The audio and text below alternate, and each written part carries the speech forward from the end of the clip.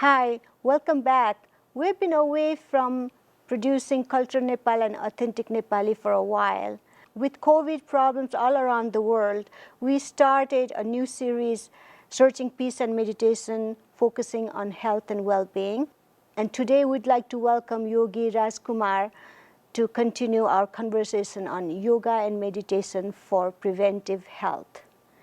Thank you for watching, and we hope that you will benefit from this to have a good health and happiness.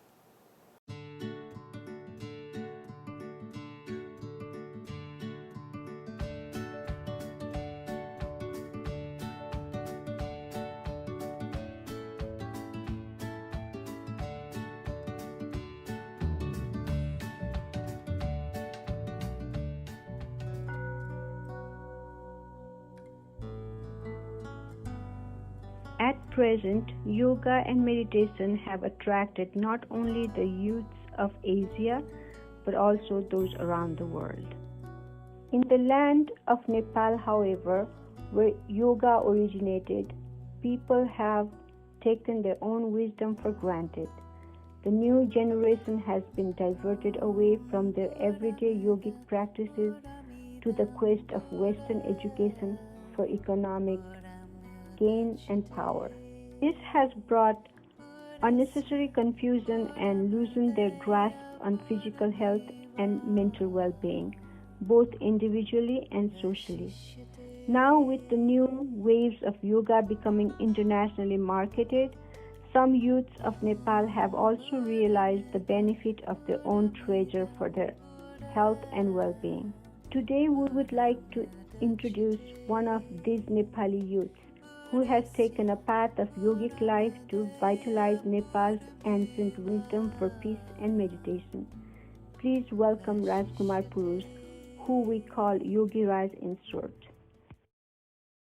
Jai Sangat. Jai Sangat. How are you today? I'm good. How are you?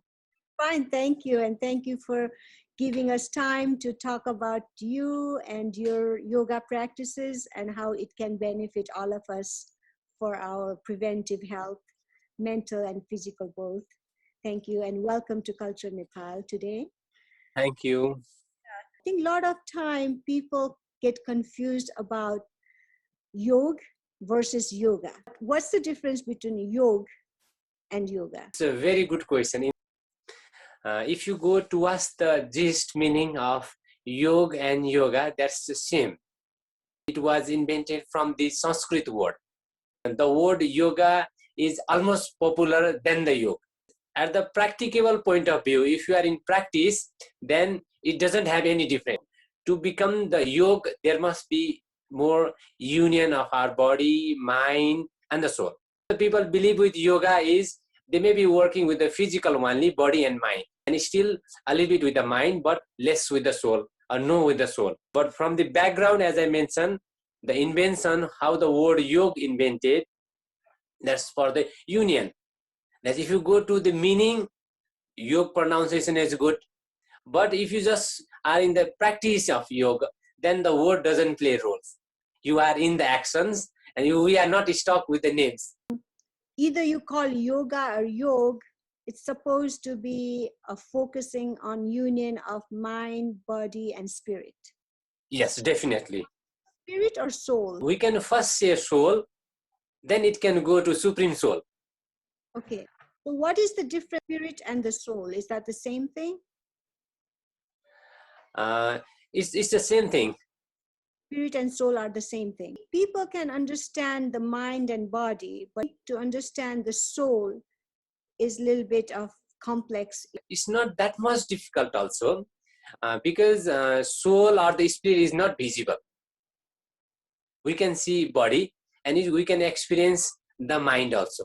And beyond that mind is also something else that is governing us. I may think that I am breathing in, but I'm not exactly breathing in. Because there is some energy, something else inside me that is experiencing and breathing in. New technologies, we can do everything. All the researches in the science, we can put air also out also. But it's not only the oxygen going in, and that's the deriving energies that is unconscious or the subconscious, whatever we call it, when this goes off, this soul goes up or the spirit goes up, still our all the sense organ are there, all the oxygen is there, everything is there. Only missing thing is that energy that is deriving in and out. That is missing. That's why when we just experience a little bit of conscious, then it's a little bit easy to understand the soul or the spirit. Body we can see, feel and touch, but that can't be seen. But we can experience that one. When you are relaxed, when you feel, very simple. This intelligence has very challengingly made us, we can see. It makes the instrument with us and the things outside. So you can simply say, I know it with me, but the oxygen is outside. That oxygen need to come in, so the experiencing here. But physically, this body is not experiencing it. Something is inside in, again that is experiencing it. That's why we are just combining to be one. We are distracted and just combining. The combination, then we are starting getting connected with that inner soul. So that's why sometimes we say, oh, I'm happy. Who is happy? That's inside me is happy, or my only mind is happy, or my mouth is happy. That's inside experiencing is being bliss. It becomes glad. A little bit understanding makes a little bit difference. That's very fascinating. So now going back to your personal journey, I know you're very young and you could have chosen so many other professional paths, but you chose to be yogi rather than being submerged in the modern world. Yes, thank you. I'm a microbiology student. I used to work in the lab. By the time what I experienced is I didn't find the happiness among the people. And by the same time also I have been getting chance of doing the yoga also. With the ashram I was connected. And then I started thinking that there may be other option of being happy. Because I start knowing that ultimate goal of being earning or doing the thing is to be happy. Because whatever I do, whatever we do, whatever all are doing is to be happy. Then I start searching for that one. And I started studying, practicing, and then just I went to India. And then I studied because I searched a lot in Nepal, doing some courses, internal. Then slowly it derived me inside. There's a Spiritual Science and Research Foundation. Was that the place that you went? Spiritual Science and Research Foundation was a different organization I met later. The Guruji, I met him here, he just guide me. There are many options you can go through it. It's all upon you. And you have been doing that for 7 years now, or more than 7 years? Yeah, it's a little bit more than 7 years. Properly, you can say from 2010, I have been doing the yoga. I've been teaching the yoga. And then you have a Divine Yoga Center that you open for public. Is this a business entity that you teach, and what is it about? Divine Yoga is basically differently made. We were planning to make a yogic place different than the city. The people want in the city, and there was a little bit crowded in. And within the crowd, we need to do something different. We need to give some meditation, some breathing techniques, and so they can feel good while working. They are working in the same place, and then they get a half an hour, 1 hour leave or gap, so that they can refill that, energize themselves, and again they are back to their normal works. It's also a kind of support also.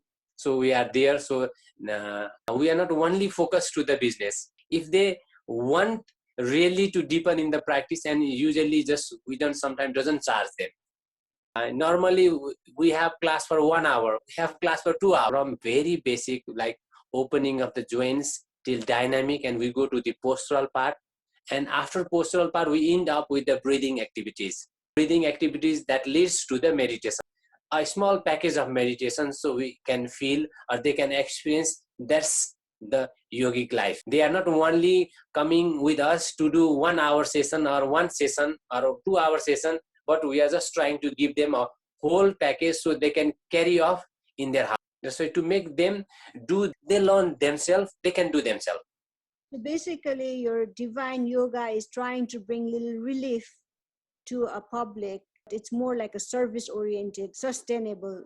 Yes. If you see Divine Yoga studio is in Thamel, it's almost the touristic places, But at the same time, two types of people are almost moving there. One will be the normally just enjoyment.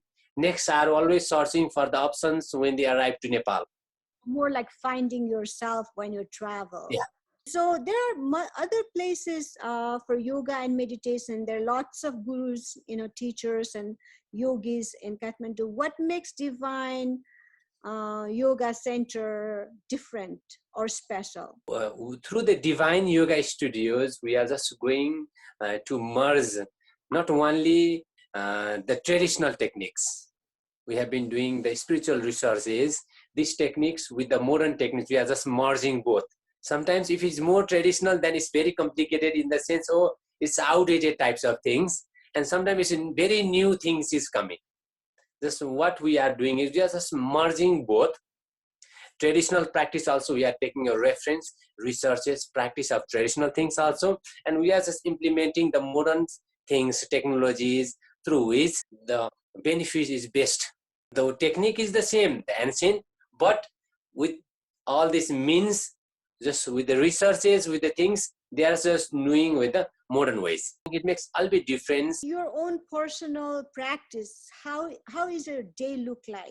I just wake up very early. My normal classes starts from 6. And before 6, I just practice myself. Around half an hour, 1 hour of meditation regularly. That's for myself. 1 hour of yoga practice I do for myself. So around 1.5 hours I separate for myself. That's for me.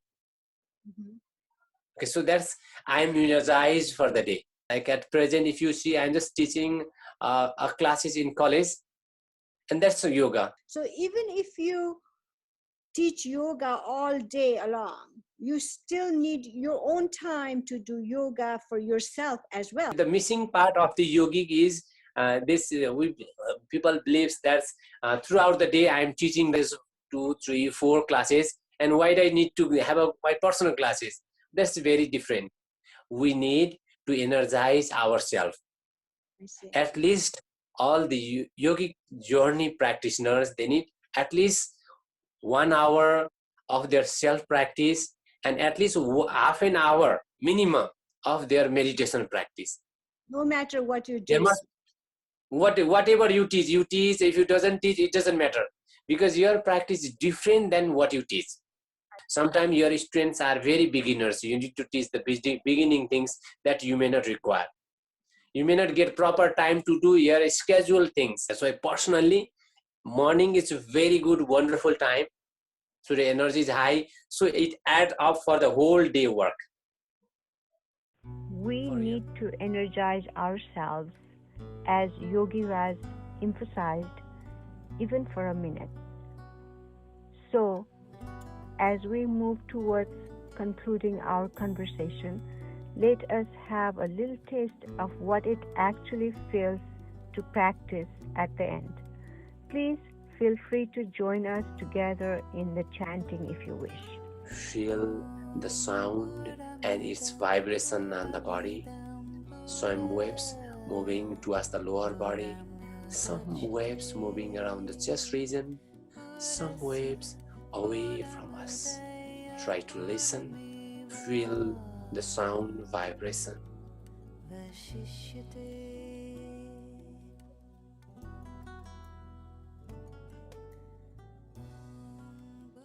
With this relaxed state, we are going to end our today's session. Just take deep breath in and pronounce Om and Om Shanti for 3 times, which means Om, this sound, Shanti means peace. So the peace reside. Okay, take breath in. Om Shanti Shanti Shanti.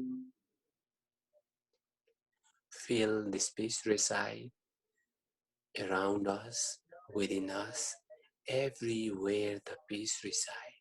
So always there will be the loving, caring relationship among all of us, among all the creatures around us. Okay. Slowly bring your both palm together. Gently rub your both palms. Place your warm palm above your eyes. Just feel the warmness of your palm. Open and close your eyes on the palm. Seeing the palm open, be thankful for yourself. Just observe the palm. Be thankful for her presence and just bow towards yourself. Give blessing for yourself.